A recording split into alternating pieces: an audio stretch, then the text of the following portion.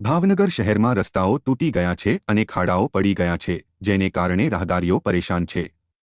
ત્યારે ભાવનગર તાલુકા પંચાયત કચેરી સામે રસ્તાઓની વચ્ચે માટલાઓ અને તેમાં બીજેપી લખેલ અને કમળ મૂકી વિરોધ દર્શાવવામાં આવ્યો છે। ભાવનગર તાલુકા પંચાયત કચેરીની સામે તૂટેલા અને ખાડા પડી ગયેલા રસ્તા પર માટલાઓમાં ભાજપનો સિમ્બોલ કમળ ઊંધું દર્શાવ્યું હોય અને બીજેપી લખ્યું હોય તેવા ઝંડાઓ પણ લગાવવામાં આવ્યો છે, જેથી નીકળતા રાહદારીઓમાં અનેક ચર્ચા જાગી હતી। ખાડા પડી ગયા આટલા જ